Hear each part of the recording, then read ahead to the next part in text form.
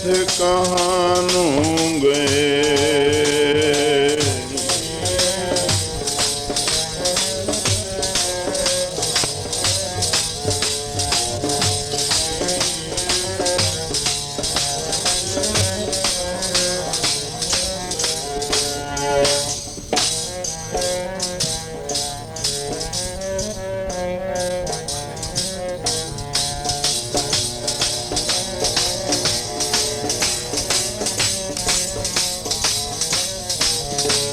बाबा जी बोलते थे कहाँ नूं गए। बाबा जी बोलते थे कहाँ नूं गए।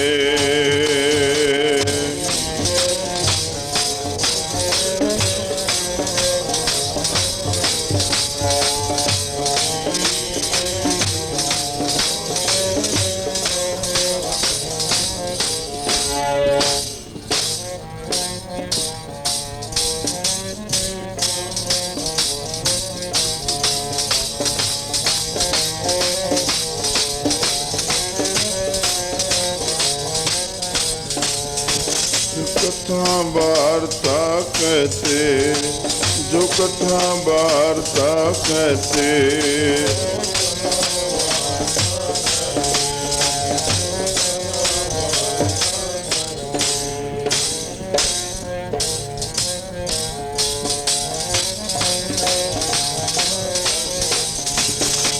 कथा वार्ता कहते बाबा, कथा वार्ता कहते।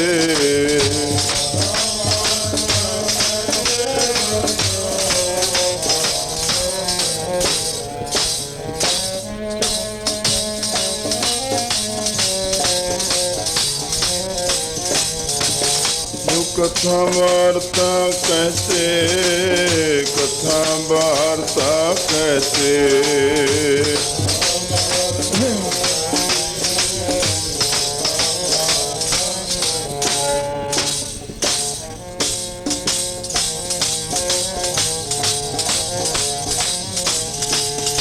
जो कथा वार्ता, जो कथा वार्ता कहते, जो कथा वार्ता।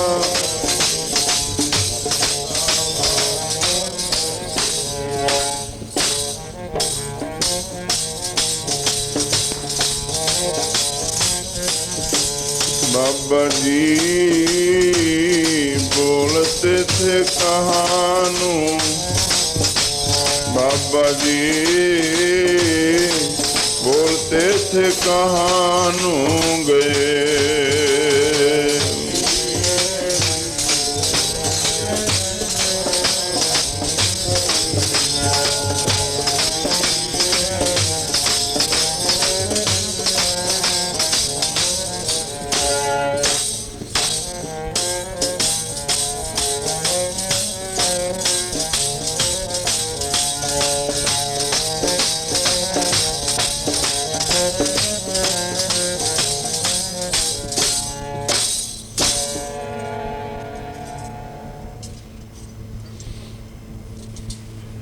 परम सत्कारयोग सतगुरां दी साजी नवाजी गुरु रूप गुरु खालसा साध संगत जी, अज आपां सरबत संगतां संत जी महाराज दे अंतिम दर्शन करन वास्ते भावें श्रद्धालुआं गुरमुखां नूं सदे आत्मक दर्शन हुंदे रहिंदे ने, हुंदे रहणगे, पर जिहड़े पवित्र शरीर तो उपदेश मिलिया, सिक्खी दी दात मिली, जीवन दान मिलिया, अज परमेश्वर दी बनाई मर्यादा अनुसार जो उपजो सो बनस है, परो आज कै काल। शरीर का सुभाव है जमना बचपन जवानी बुढ़ेपा मृत्यु हो जानी। पर जिन्ना महापुरुषों तो जीवन दान मिलिया, जीवन जाच मिली, एक शरीर का प्रेम हुंदा, एक मन का प्रेम हुंदा। पर जिस सतपुरुषां नाल मन की प्रीति होवे, ये समा जदों आउंदा उन्हां प्रेमियां नूं पता हुंदा जिस प्यारे सो नेहो तिस अगे मर चलीए, त्रिग जीवन संसार ताके पाछे जीवना। कादा जिउना जग ते बाज प्यारे अपने, कादा जिउना जग ते बाज प्यारे अपने।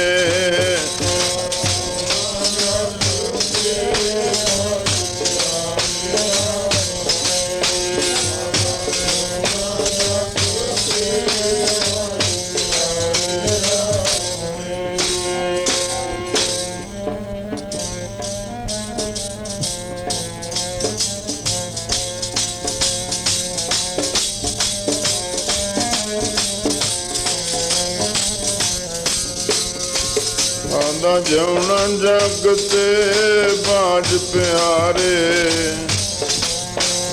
कादा जिउना जग ते बाज प्यारे अपने।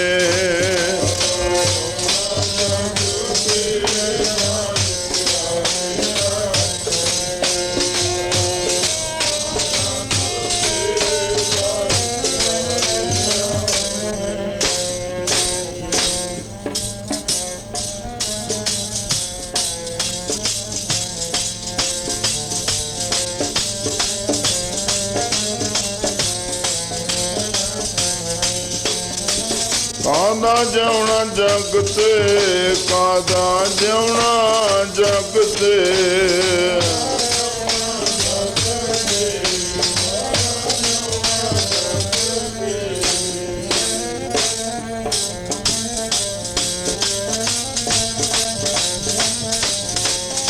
कादा जिउना जग ते, जिउना जग ते।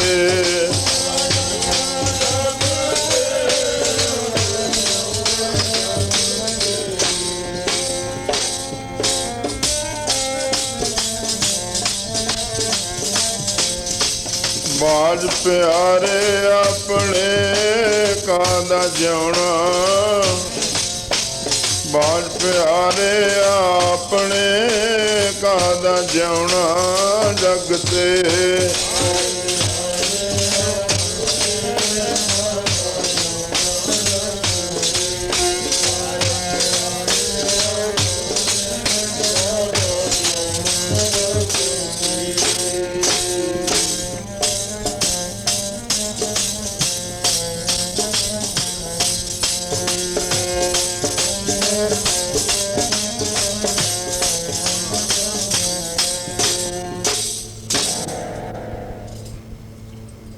त्रिग जीवन संसार ताके पाछे जीवना।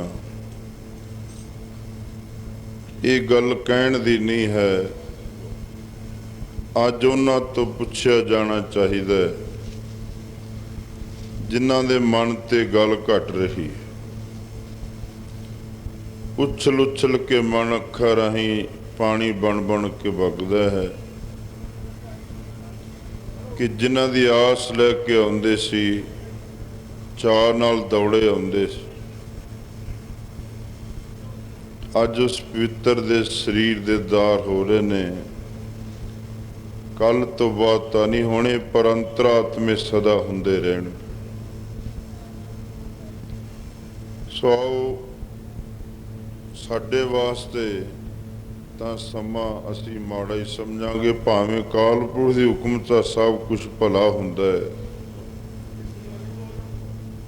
पर जिन्हां उत्ते विछोड़े दा समा आउंदा उन्हां नूं पता हुंदा। ਜਦੋਂ ਸੰਤ ਜੀ ਮਹਾਰਾਜ ਸੰਤ ਬਾਬਾ ਸੁਖਦੇਵ ਸਿੰਘ ਜੀ ਮਹਾਰਾਜ ਨੇ ਪੰਜ ਭੂਤ ਸਰੀਰ ਦਾ ਤਿਆਗ ਕੀਤਾ,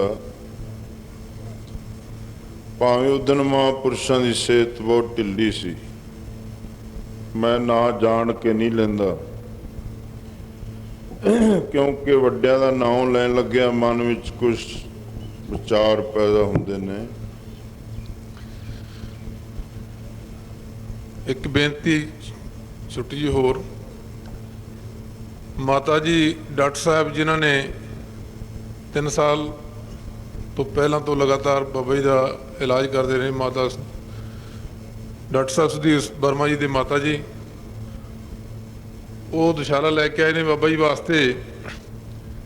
ਜਦੋਂ ਉਹਨਾਂ ਦੀ ਤੀਸਰੀ ਮੰਜ਼ਿਲ ਤੇ ਬਾਬਾ ਜੀ ਨੇ ਇੱਕ ਕਮਰਾ ਤਿਆਰ ਕਰਵਾਇਆ ਤੇ ਇੱਕ 3 ਲੱਖ ਰੁਪਏ ਦੀ ਮਸ਼ੀਨ ਲੈ ਕੇ ਆਏ, ਤਾਂ ਉਦੋਂ ਬਾਬਾ ਜੀ ਨੇ ਇੱਕ ਬੇਨਤੀ ਕੀਤੀ, ਮਾਤਾ ਕਹਿੰਦਾ ਇੱਕ ਪੁੱਤ ਮੈਨੂੰ ਵੀ ਬਣਾ ਲੈ, ਤੇਰੇ ਵਰਗੀਆਂ ਮਾਵਾਂ ਕਿਤੇ ਕਿਤੇ ਇਹੋ ਜਿਹੇ ਪੁੱਤ ਜੰਮਦੀਆਂ ਨੇ, ਤੇ ਸੁਧੀਰ ਵਰਮੇ ਦੇ ਨਾਲ ਮੈਨੂੰ ਵੀ ਰਲਾ ਦੇ। ਮੈਨੂੰ ਪਤਾ ਵੀ ਮਾਤਾ ਜੀ ਦੇ ਅੱਖਾਂ ਦੇ ਵਿੱਚ ਐਵੇਂ ਅਥਰੂ ਆਉਂਦੇ ਸੀਗੇ ਵੀ ਮੈਂ ਤੈਨੂੰ ਪੁੱਤ ਕਹਾਂ ਕਿ ਤੈਨੂੰ ਪਿਤਾ ਕਹਾਂ, ਤੇ ਉਹ ਵੀ ਆਪਣਾ ਪਿਆਰ ਸਹਿਜ ਦੁਸ਼ਾਲਾ ਲੈ ਕੇ ਮਹਾਰਾਜ ਜੀ ਵਾਸਤੇ ਆਏ ਨੇ। ਤੇ ਸੰਗਤ ਨੂੰ ਇੱਕ ਬੇਨਤੀ ਹੈ, ਜਿਹੜੇ ਪ੍ਰਬੰਧਕ ਨੇ ਵੀ ਸੰਗਤ ਨੂੰ ਥੋੜਾ ਜਿਹਾ ਜਲਦੀ ਨਾ ਲਾਈਨ ਇੱਕ ਪੰਕਤੀ ਬਣਾ ਕੇ ਕੱਢਣ ਦੀ ਕਿਰਪਾਲਤਾ ਕਰੋ ਇੱਕ ਪਾਸੇ ਨੂੰ, ਕਿਉਂਕਿ ਭੀੜ ਹੋਈ ਜਾਂਦੀ ਹੈ, ਪਿੱਛੇ ਰਸ਼ ਬਹੁਤ ਜ਼ਿਆਦਾ ਪੈ ਜਾਣਾ ਸ਼ਾਮ ਤੱਕ, ਤੇ ਪ੍ਰਬੰਧਕ ਥੋੜੀ ਜ਼ਿੰਮੇਵਾਰੀ ਸਮਝਣ। ਜਦੋਂ ਕਿਉਂਕਿ ਬੋਲਿਆ ਉੱਥੇ ਜਾਂਦਾ ਜਿੱਥੇ ਮਨ ਮੰਨੇ, ਜਿੱਥੇ ਮਨ ਤੋਂ ਬੋਲਿਆ ਨਾ ਜਾਏ ਉੱਥੇ ਬੋਲਿਆ ਨਹੀਂ ਜਾਂਦਾ ਹੁੰਦਾ। ਜਿਹੜੀਆਂ ਗੱਲਾਂ ਸੰਗਤਾਂ ਅੱਖੀਂ ਦੇਖਦੀਆਂ ਸੁਣਦੀਆਂ ਰਹੀਆਂ ਨੇ, ਜੇ ਅਸੀਂ ਸੰਗਤਾਂ ਨੂੰ ਦੱਸੀਏ ਉਹ ਤਾਂ ਜਾਣਦੀਆਂ ਨੇ। ਐਸੇ ਸੂਰਬੀਰ ਬਚਨ ਕੇ ਬਲੀ ਮਹਾਂਪੁਰਸ਼ ਘੱਟ ਹੁੰਦੇ ਨੇ ਦੁਨੀਆ ਉੱਤੇ, ਜਿਨ੍ਹਾਂ ਵਿੱਚ ਸਾਰੇ ਗੁਣ ਹੁੰਦੇ ਨੇ। ਸੂਰਮੇ ਵੀ ਹੁੰਦੇ ਨੇ, ਦਾਨੀ ਵੀ ਹੁੰਦੇ ਨੇ, ਤੇ ਭਗਤ ਵੀ ਹੁੰਦੇ ਨੇ। ਭਾਵੇਂ ਮਹਾਂਪੁਰਸ਼ਾਂ ਵਿੱਚ ਇਹ ਗੁਣ ਹੁੰਦੇ ਨੇ ਸੂਰਮਿਆਂ ਵਾਲੇ, ਕਿਉਂਕਿ ਜਾਂ ਕੋ ਹਰ ਰੰਗ ਲਾਗੋ ਇਸ ਯੁੱਗ ਮੈਂ, ਸੋ ਕਹੀਅਤ ਹੈ ਸੂਰਾ, ਆਤਮ ਜਿਨੈ ਸਗਲ ਵਸਤਾਂ ਕੈ ਜਾਂ ਕਾ ਸਤਿਗੁਰ ਪੂਰਾ। ਉਹ ਮਹਾਂਪੁਰਸ਼ ਸੂਰਮੇ ਹੁੰਦੇ ਨੇ, ਕਿਉਂਕਿ ਜਿਨ ਮਿਲ ਮਾਰੇ ਪੰਜ ਸੂਰਬੀਰ ਐਸੋ ਕੌਣ ਬਲੀ ਰੇ। ਜਿਨ੍ਹਾਂ ਨੇ ਆਪਣੇ ਉਹ 5 ਦੁਸ਼ਮਣਾਂ ਉੱਤੇ ਫਤਿਹ ਪਾ ਲਈ, ਮਨ ਜੀਤੇ ਜਗ ਜੀ, ਸਾਰਾ ਸੰਸਾਰ ਹੀ ਸਰ ਕਰ ਲਿਆ ਉਹਨਾਂ ਨੇ, ਉਹ ਵਚਨ ਕੇ ਬਲੀ ਸੂਰਮੇ ਹੁੰਦੇ ਨੇ। ਫਿਰ ਦਾਨੀ, ਜਿਹੜਾ ਦਾਨ ਕੋ ਰਾਜਾ ਮਹਾਰਾਜਾ ਨਹੀਂ ਕਰ ਸਕਦਾ, ਉਹ ਮਹਾਂਪੁਰਸ਼ ਕਰਦੇ ਨੇ। ਕੋਈ ਸੋਨਾ ਚਾਂਦੀ ਦੇ ਸਕਦਾ ਕਿਸੇ ਨੂੰ, ਹੀਰੇ ਮੋਤੀ ਦੇ ਸਕਦਾ, ਜ਼ਮੀਨ ਜਾਇਦਾਦਾਂ ਦੇ ਸਕਦਾ, ਹਾਥੀ ਘੋੜੇ ਦੇ ਸਕਦਾ, ਪਰ ਜੇ ਕਿਸੇ ਨੂੰ ਜੀਵਨ ਦਾਨ ਮਿਲਦਾ ਤਾਂ ਮਹਾਂਪੁਰਸ਼ਾਂ ਤੋਂ ਮਿਲਦਾ। ਜੀ ਦਾਨ ਦੇ ਭਗਤੀ ਲਾਇਨ, ਹਰ ਸਿਓ ਲੈਣ ਮਲਾਏ। ਕੱਲ ਪਹਿਲਾਂ ਤਾਂ ਅਸੀਂ ਭਾਈ ਰਣਜੀਤ ਸਿੰਘ ਕਹਿੰਦੇ ਹੁੰਦੇ ਸੀ, ਕਿਉਂਕਿ ਸਾਡੇ ਭਾਈ ਲੱਗਦੇ ਸੀ, ਪਰ ਅੱਜ ਬਾਬਾ ਰਣਜੀਤ ਸਿੰਘ ਜੀ ਕਹਾਂਗੇ ਉਹਨਾਂ ਨੂੰ, ਕਿਉਂਕਿ ਇਹਨਾਂ ਨੂੰ ਆਪ ਬਾਬਾ ਜੀ ਬਣਾ ਕੇ ਗਏ ਨੇ। ਉਹ ਆਪ ਦੱਸਦੇ ਸੀ, ਕਹਿੰਦੇ ਇੱਥੇ ਮਾਈ ਕਈ ਸਾਲਾਂ ਤੋਂ ਬੋਲਦੀ ਨਹੀਂ ਸੀ, ਜ਼ਬਾਨ ਤੋਂ ਗੂੰਗੀ ਸੀ। ਮਹਾਂਪੁਰਸ਼ਾਂ ਕੋਲ ਬੇਨਤੀ ਕੀਤੀ, ਮਹਾਂਪੁਰਸ਼ ਕਹਿੰਦੇ ਬੋਲ ਵਾਹਿਗੁਰੂ। ਕਈ ਸਾਲਾਂ ਤੋਂ ਜ਼ਬਾਨ ਤੋਂ ਬੋਲਦੀ ਨਹੀਂ ਸੀ, ਉਸੇ ਵੇਲੇ ਵਾਹਿਗੁਰੂ ਵਾਹਿਗੁਰੂ ਬੋਲਣ ਲੱਗ ਗਈ। ਏਡੇ ਬਚਨ ਕੇ ਬਲੀ, ਇੱਕ ਤਾਂ ਹੁੰਦਾ ਸੁਭਾਵਿਕ ਗੱਲ ਕਹਿ ਦੇਣੀ, ਇੱਕ ਮੱਥ ਕੇ ਕਹਿਣੀ। ਫਿਰ ਐਡੇ ਬਚਨ ਦੇ ਵੀ ਬਲੀ ਸੀ, ਜੋ ਕੁਛ ਕਹਿਤਾ ਪੱਥਰ ਤੇ ਲੀਕ ਵਾਂਗ ਹੁੰਦਾ ਸੀ। ਫਿਰ ਭਗਤ ਇੰਨੇ ਸੀ ਕਿ ਸੰਗਤਾਂ ਨੇ ਤਪ ਸਥਾਨ ਦੇ ਦਰਸ਼ਨ ਕੀਤੇ ਹੋਣਗੇ। ਕਹਿੰਦੇ ਜਿਹੜਾ ਇੰਨੀ ਬਾਣੀ ਪੜ੍ਹਦਾ ਉਹ ਵੀ ਸਿੰਘ ਇੰਨੀ ਪੜ੍ਹਨੀ ਚਾਹੀਦੀ ਹੈ। ਆਪ ਜਪਿਆ ਵਰਹਿ ਨਾਮ ਜਪਾਵੇ, ਜਪਣਾ ਤੇ ਜਪਾਉਣਾ। ਲੋਕ ਕਹਿੰਦੇ ਹੋਣਗੇ ਮਹਾਂਪੁਰਸ਼ ਸੱਚਖੰਡ ਚਲੇ ਗਏ ਨੇ, ਪਰ ਅਸੀਂ ਤਾਂ ਕਹਿੰਦੇ ਸੱਚਖੰਡ ਇੱਥੇ ਹੀ ਬਣਾ ਦਿੱਤਾ ਉਹਨਾਂ ਨੇ। ਜਿਹੜੀ ਗੱਲ ਸਾਹਮਣੇ ਆ ਉਹਨੂੰ ਦੱਸਣ ਦੀ ਲੋੜ ਨਹੀਂ ਪੈਂਦੀ। ਸੋ ਸਾਨੂੰ ਤਾਂ ਨਾ ਪੂਰਾ ਹੋਣ ਵਾਲਾ ਘਾਟਾ ਪਿਆ ਹੈ, ਜਿਹੜਾ ਕਦੇ ਨਹੀਂ ਹੋ ਸਕਦਾ ਪੂਰਾ। ਭਾਵੇਂ ਪੰਥ ਨੂੰ ਸਦਾ ਹੀ ਐਸੇ ਮਹਾਂਪੁਰਸ਼ਾਂ ਦੀ ਲੋੜ ਹੈ, ਸੰਗਤਾਂ ਨੂੰ ਧਰਤੀ ਉੱਤੇ ਵੀ ਸਦਾ ਹੀ ਮਹਾਂਪੁਰਸ਼ਾਂ ਦੀ ਲੋੜ ਹੈ, ਪਰ ਉਸ ਡਾਢੇ ਅੱਗੇ ਵੀ ਸਾਡਾ ਕੋਈ ਜ਼ੋਰ ਨਹੀਂ ਚੱਲਿਆ। ਭਾਵੇਂ ਕਈ ਵਾਰੀ ਮਹਾਂਪੁਰਸ਼ ਢਿੱਲੇ ਮੱਠੇ ਹੋਏ, ਲਾਜ ਵੀ ਹੋਇਆ, ਅਰਦਾਸਾਂ ਬੇਨਤੀਆਂ ਵੀ ਕਰਦੇ ਰਹੇ, ਪਰਮੇਸ਼ਰ ਸੁਣਦਾ ਵੀ ਰਿਹਾ। ਪਰ ਜਦੋਂ ਜਾਣਾ ਸੀ, ਇਸੇ ਤਰ੍ਹਾਂ ਸੰਤ ਬਾਬਾ ਸੁਖਦੇਵ ਸਿੰਘ ਜੀ ਮਹਾਰਾਜ ਨੇ ਕੀਤਾ ਸੀ, ਉਸੇ ਤਰ੍ਹਾਂ ਇਹਨਾਂ ਨੇ ਕੀਤਾ ਹੈ। ਨਾ ਕਿਸੇ ਦੇ ਮਨ ਵਿੱਚ ਆਈ, ਨਾ ਕਿਸੇ ਦੇ ਮਨ ਵਿੱਚ ਸੀ ਕਿ ਇਹ ਗੱਲ ਹੋਣੀ ਹੈ। ਫਿਰ ਦੇਖੋ ਕਲਗੀਧਰ ਪਾਤਸ਼ਾਹ ਦੇ ਪੁੱਤਰਾਂ ਵਾਲਾ ਕੰਮ, ਕਿਉਂਕਿ ਸੰਤ ਸਾਈਂ ਕੇ ਲਾਡਲੇ, ਸੰਤ ਸਾਈਂ ਕੇ ਪੂਤ। ਦੁਨੀਆ ਦੇ ਪੁੱਤਰ ਤੱਕ ਪੁੱਤਰ ਹੋ ਜਾਂਦੇ ਨੇ, ਨਲਾਇਕ ਹੋ ਜਾਂਦੇ ਨੇ, ਪਰ ਅਸਲੀ ਤਾਂ ਰੱਬ ਦੇ ਪੁੱਤਰ ਮਹਾਂਪੁਰਸ਼ ਨੇ। ਫਿਰ ਕਲਗੀਧਰ ਪਾਤਸ਼ਾਹ ਦਾ ਪੁੱਤਰ ਅੰਮ੍ਰਿਤਧਾਰੀ, ਬਾਣੀ ਦਾ ਨਿਤਨੇਮੀ ਜਿਹੜਾ, ਪਰ ਇਹਨਾਂ ਮਹਾਂਪੁਰਸ਼ਾਂ ਵਰਗੇ ਲਾਇਕ ਪੁੱਤਰ। ਦੇਖੋ ਉਸ ਜੋੜ ਮੇਲੇ ਵਿੱਚ ਦੋ ਮਹਾਂਪੁਰਸ਼ਾਂ ਨੇ ਸਰੀਰ ਦਾ ਪਰਿਤਿਆਗ ਕੀਤਾ। ਇੱਕ ਤਾਂ ਸੰਤ ਬਾਬਾ ਠਾਕਰ ਸਿੰਘ ਜੀ ਟਕਸਾਲ ਵਾਲੇ ਮਹਾਂਪੁਰਸ਼, ਉਹ ਵੀ ਕਰਨੀ ਕਥਨੀ ਦੇ ਸੂਰੇ ਪੂਰੇ ਬਚਨ ਕੇ ਬਲੀ। ਤੇ ਦੂਜੇ ਇਹਨਾਂ ਮਹਾਂਪੁਰਸ਼ਾਂ ਨੇ ਜਿਨ੍ਹਾਂ ਦਾ ਨਾਂ ਹੀ ਪਰਮੇਸ਼ਰ ਵਾਲਾ ਸੀ, ਨਾਰਾਇਣ ਕਹਿਤ ਜਮ ਭਾਗ ਪਲਾਇਣ, ਪਰਮੇਸ਼ਰ ਵਾਲਾ ਹੀ ਨਾਮ ਸੀ। ਫਿਰ ਉਹ ਸੂਰਮਿਆਂ ਵਾਲਾ ਕਰਤੱਵ ਕੀਤਾ, ਜਬ ਆਪ ਕੀ ਔਦ ਨਿਧਾਨ ਬਣੇ, ਅਤ ਹੀ ਰਨ ਮੈਂ ਤਬ ਜੂਝ ਮਰੂੰ। ਆਪ ਏਡੇ ਸ਼ਸਤਰ ਦੇ ਧਨੀ ਸੀ ਕਿ ਇੱਥੇ ਜਦੋਂ ਮਹਾਂਪੁਰਸ਼ ਸੰਤ ਬਾਬਾ ਸੁਖਦੇਵ ਸਿੰਘ ਮਹਾਰਾਜ ਕਈ ਵਾਰੀ ਮਿਲਣ ਆ ਜਾਂਦੇ, ਇਹਨਾਂ ਨੂੰ ਕਈ ਵਾਰੀ ਇਹ ਵੀ ਉੱਧਰ ਮਿਲਣ ਚਲੇ ਜਾਂਦੇ। ਜਿੱਦਣ ਸਰੀਰ ਦਾ ਤਿਆਗ ਕੀਤਾ ਲਾਹੌਰਾਂ ਵਾਲੇ ਮਹਾਂਪੁਰਸ਼ਾਂ ਨੇ, ਸੰਤ ਮਹਾਰਾਜ ਕਹਿੰਦੇ ਜਿਵੇਂ ਸਹੇਲੀਆਂ ਪੱਜ ਬਣਾ ਬਣਾ ਕੇ ਮਿਲਣ ਆਉਂਦੀਆਂ ਨੇ, ਕਹਿੰਦੇ ਅਸੀਂ ਵੀ ਆਪਣੀ ਸਹੇਲੀ ਨੂੰ ਪੱਜ ਬਣਾ ਕੇ ਮਿਲਣ ਆ ਜਾਂਦੇ ਸੀ। ਪਰ ਅੱਜ ਜਾਣਾ ਤਾਂ ਪਹਿਲਾਂ ਮੈਂ ਸੀ, ਮੇਰੇ ਤੋਂ ਪਹਿਲਾਂ ਹੀ ਚਲਿਆ ਗਿਆ। ਜਾਣਦੇ ਸੀ, ਭਾਵੇਂ ਅੰਦਰ ਆਤਮੇ ਇੰਨਾ ਪ੍ਰੇਮ ਸੀ, ਕਦੇ ਉਹ ਵੀ ਬੜੇ ਬਚਨ ਕਰਦੇ ਹੁੰਦੇ ਸੀ। ਉਹ ਵੱਡੇ ਮਹਾਂਪੁਰਸ਼ਾਂ ਦਾ ਕੋਈ ਵਿਅੰਗ ਕਹਿੰਦੇ, ਕਿਤੇ ਫੇਰ ਬਹਿ ਕੇ ਬਾਬਾ ਰਣਜੀਤ ਸਿੰਘ ਨਾਲ ਹੀ ਵਿਚਾਰ ਕਰਾਂਗੇ, ਅਸੀਂ ਸੰਗਤ ਦੇ ਵਿੱਚੋਂ ਗੱਲ ਸੋਭਾ ਨਹੀਂ ਦਿੰਦੀ ਹੁੰਦੀ। ਕਹਿੰਦੇ ਇਹ ਤਾਂ ਕਈ ਜਨਮਾਂ ਦੇ ਸਾਧੂ ਨੇ, ਇੱਕ ਜਨਮ ਦੇ ਨਹੀਂ ਹੈਗੇ। ਇਹਨਾਂ ਦਾ ਪਹਿਲਾਂ ਵੀ ਇਹ ਸੁਭਾਅ ਸੀ, ਮੱਥ ਕੇ ਬਚਨ ਕਰਦੇ ਹੁੰਦੇ ਸੀ। ਕਹਿੰਦੇ ਹੁਣ ਵੀ ਉਹੀ ਸੁਭਾਅ, ਲੋਕ ਤਾਂ ਲੁਕ ਛਿਪ ਕੇ ਕਰਦੇ ਨੇ। ਕਹਿੰਦੇ ਪਖੰਡ ਇਹਨਾਂ ਦੇ ਨੇੜੇ ਨਹੀਂ ਆ ਸਕਦਾ, ਨਾ ਇਹ ਪਖੰਡ ਨੂੰ ਮੰਨਦੇ। ਇਸ ਕਰਕੇ ਪਰ ਜੋ ਸਮਾਂ ਹੈ, ਜਿਹਨੇ ਦੁੱਖ ਦੇਖਿਆ ਵੇ ਉਹਨੂੰ ਉਸ ਦੁੱਖ ਦਾ ਪਤਾ ਹੁੰਦਾ ਵੀ ਕਿ ਵਿਛੋੜਾ ਸੁਣੇ ਦੁੱਖ, ਬਿਨ ਡਿੱਠੇ ਮਰਿਓਦ। ਬਾਜ ਪਿਆਰੇ ਆਪਣੇ ਬਿਰਹੀ ਨਾ ਧਿਰੋਦ। ਭਾਵੇਂ ਕਾਲਪੁਰਖ ਦਾ ਭਾਣਾ ਮੰਨਣਾ ਹੁਕਮ ਹੈ, ਪਰ ਐਸੇ ਸਮਿਆਂ 'ਚ ਮੰਨਿਆ ਨਹੀਂ ਜਾਂਦਾ ਹੁੰਦਾ, ਮਨ ਬੇਵੱਸ ਹੋ ਜਾਂਦਾ ਹੈ। ਕਿਉਂਕਿ ਜਦੋਂ ਸੰਗਤਾਂ ਉਸ ਆਸਣ ਤੇ ਆ ਕੇ ਦੇਖਦੇ ਨੇ, ਜਿਹੜੇ ਪਿਆਰੇ ਪ੍ਰੀਤਮ ਨੂੰ ਨਮਸਕਾਰ ਕਰਕੇ ਪੁੱਛਦੇ ਸੀ, ਕਿਉਂ ਭਾਈ ਸਿੰਘਾ ਠੀਕ ਠਾਕ ਹੈ? ਅੱਜ ਆਸਣ ਤਾਂ ਹੈ, ਪਰ ਆਸਣ ਦੇ ਉੱਤੇ ਮਾਲਕ ਨਹੀਂ ਦਿੰਦਾ ਆਸਣ ਦਾ। ਇਸ ਕਰਕੇ ਫਿਰ ਸੰਗਤਾਂ ਦਾ ਮਨ ਹੈ ਬੇਵੱਸ ਹੋ ਜਾਂਦਾ ਹੈ। ਸੋ ਭਾਵੇਂ ਕੋਈ ਸਾਡੀ ਸਿਹਤ ਵੀ, ਮੈਂ ਭਾਈ ਸਾਹਿਬ ਨੂੰ ਦਿਖਾਇਆ ਸੀਗਾ ਵੀ ਢਿੱਲੀ ਸੀ। ਜਦੋਂ ਕੱਲ ਪਤਾ ਲੱਗਿਆ, ਜਦੋਂ ਅਸੀਂ ਦੀਵਾਨ ਤੇ ਜਾਣਾ ਸੀ ਰਾਣਵਾ, ਤੇ ਮਨ ਵਿੱਚ ਖਿੱਚ ਪੈਂਦੀ ਸੀ ਵੀ ਬਹੁਤ ਚਿਰ ਹੋ ਗਿਆ ਦਰਸ਼ਨ ਨਹੀਂ ਕੀਤੇ, ਅੱਜ ਦਰਸ਼ਨ ਕਰਕੇ ਆਵਾਂਗੇ ਮੋਹਾਲੀ ਮੁੜਦੇ। ਜਦੋਂ ਦੀਵਾਨ ਦਾ ਭੋਗ ਪਿਆ, ਟੈਲੀਫੋਨ ਗਿਆ, ਕਹਿੰਦੇ ਤੁਹਾਨੂੰ ਪਤਾ ਲੱਗਿਆ? ਅਸੀਂ ਆਖਿਆ ਨਹੀਂ, ਕਿਸੇ ਸੰਗਤ ਦਾ ਟੈਲੀਫੋਨ ਸੀ।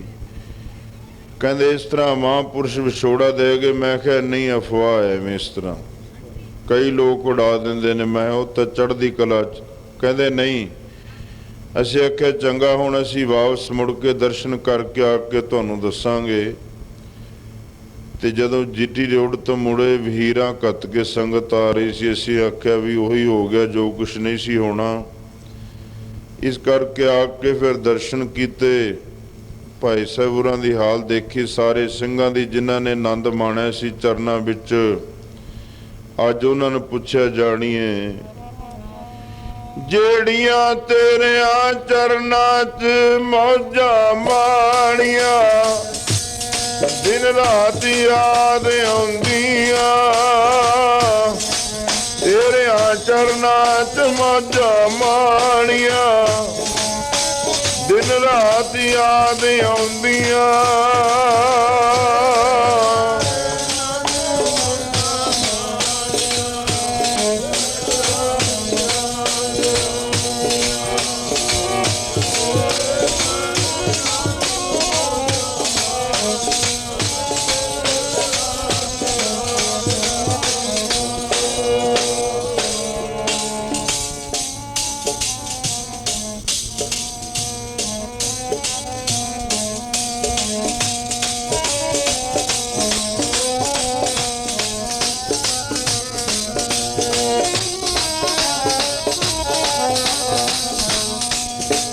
ਜਿਹੜੀਆਂ ਤੇਰਿਆਂ ਚਰਨਾਂ 'ਚ ਮੌਜਾਂ, ਚਰਨਾਂ 'ਚ ਮੌਜਾਂ ਮਾਣੀਆਂ, ਉਹ ਦਿਨ ਰਾਤ ਯਾਦ ਆਉਂਦੀਆਂ,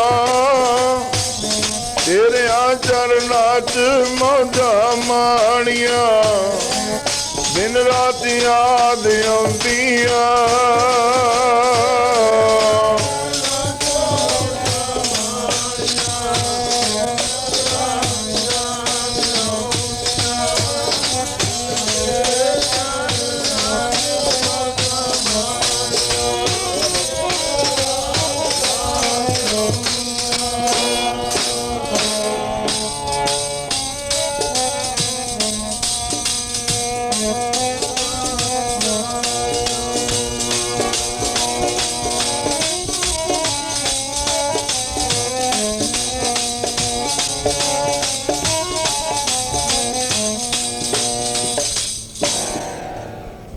ਜਦੋਂ ਸਮਾਂ ਯਾਦ ਆਉਂਦਾ ਉਹਨਾਂ ਸਿੰਘਾਂ ਨੂੰ ਜਿਨ੍ਹਾਂ ਨੇ ਜ਼ਿੰਦਗੀ ਨਾਲ ਗੁਜ਼ਾਰੀ, ਉਹਨਾਂ ਦੇ ਮਨਾਂ ਨੂੰ ਪੁੱਛਿਆ ਜਾਣੀਏ।